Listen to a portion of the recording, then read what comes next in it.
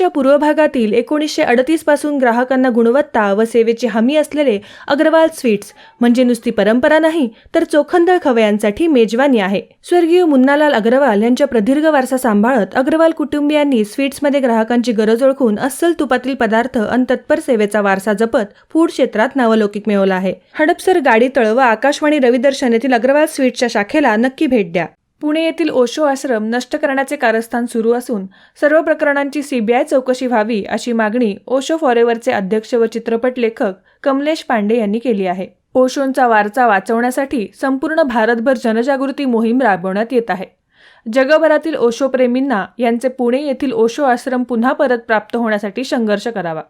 ओशोंचा वारसा हा केवळ भारताचा वारसा नसून संपूर्ण जगाचा वारसा आहे। ओशोंनी भारताच्या हजारो वर्ष जुन्या असलेल्या आध्यात्मिक परंपरेला पुनरुज्जीवन देण्याचे काम केले असून ओशोंची समाधी ओशो संन्यासी व ओशो प्रेमींसाठी काशी किंवा मक्का मदिना एवढीच प्रिय आहे।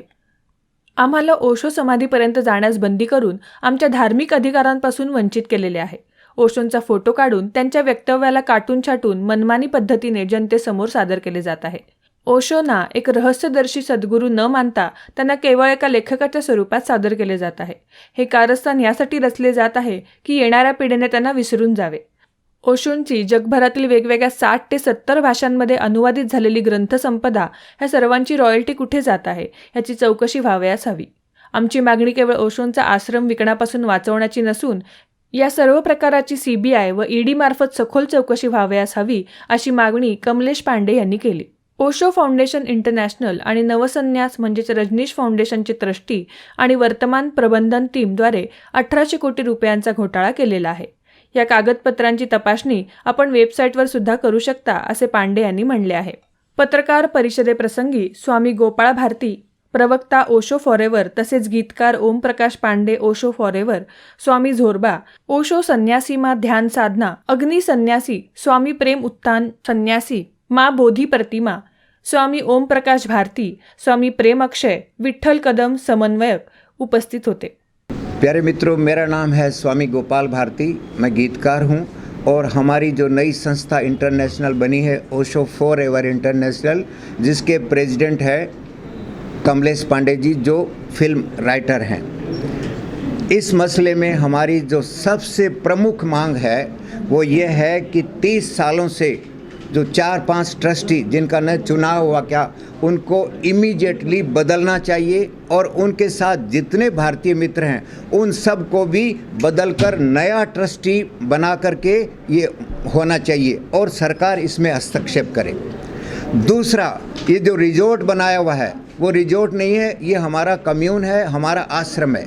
तीसरा, हमारी समाधि, उसमें यहाँ 8 समाधि है। ओशो के पिताजी और माताजी की समाधि है, विमल कीर्ति की समाधि है, स्वामी आनंद मैत्रेय की समाधि है, वो एक माँ और है उनकी समाधि है।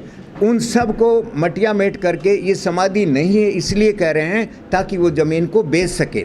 हमारे लिए ज़मीन का टुकड़ा नहीं है, ये हमारे लिए काशी, काबा, मथुरा और उससे भी बेहतर है ये उससे, क्योंकि ओशो के सन्यासियों के पास इस कम्यून के अलावा भारत में विदेश में कहीं भी जगह नहीं है, इसलिए हमारे लिए ज़मीन का टुकड़ा नहीं है। सरकार से मैं ये मांग करता हूँ इसकी सीबीआई इंक्वायरी होनी चाहिए इमीडिएटली, क्योंकि बहुत सारे क्राइम जैसे उन्होंने जो किए। हमारी जो पोडियम थी जहां ओशो बैठते थे, इस मुकेश साहड़ा ने उसको हथौड़े से तोड़ करके कहा जा बुढ़े जा, ये हमें आपको ये दिया है, तो उस ढंग के लोगों को वहां से निकाला जाए और इसकी सीबीआई और ईडी की जानकारी हो। दूसरा, मैं आपको ये कहूँ कि इतना महंगा कर दिया है कि भारत के लोग 970 रुपया पर डे एंट्री फीस है, 200 रुपये का पराठा है, केक केला 30 रुपये का, चाय 85 रुपये की, और सारी बोतल पानी की मैंने जब मांगी तो बोले 70 रुपये।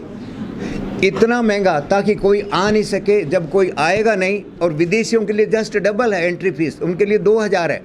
हमारी मांग है कि 500 रुपया विदेशियों के लिए एंट्री फीस हो, 250 रुपया भारतीयों के लिए, और जो भोजन है वो भारतीय पद्धति का सस्ता खाना होना चाहिए।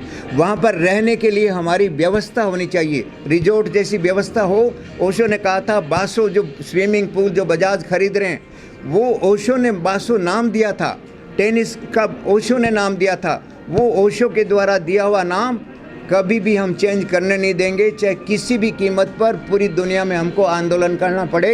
बहुत बहुत धन्यवाद। Say something, Priti Mama, please say something. No, ये तो हमको बहुत इस बात पर गर्व होना चाहिए कि ओशो जैसे गुरु हमारे देश में पैदा हुए हैं, इंडिया में, और वो बाहर चली जाए किसी के हाथों में, तो ये तो बहुत शर्म की बात है हमारे सब के लिए। एक इंडियन गुरु इंडिया में बॉर्न एंड पूरी दुनिया उनके पास आई है, एक कंट्री भी नहीं, 100 कंट्री से लोग उनके पास आए हैं। तो ये कितनी बड़ी बात है, कितने गर्व की बात है हमारे लिए। तो हमें तो इसको बचाना ही है किसी भी हालत में, और आप सबकी हेल्प से ये बच सकेगा, आप सबकी हेल्प से, क्योंकि आप भी हिंदुस्तानी हैं, आप भी इंसान हैं, आप भी हो।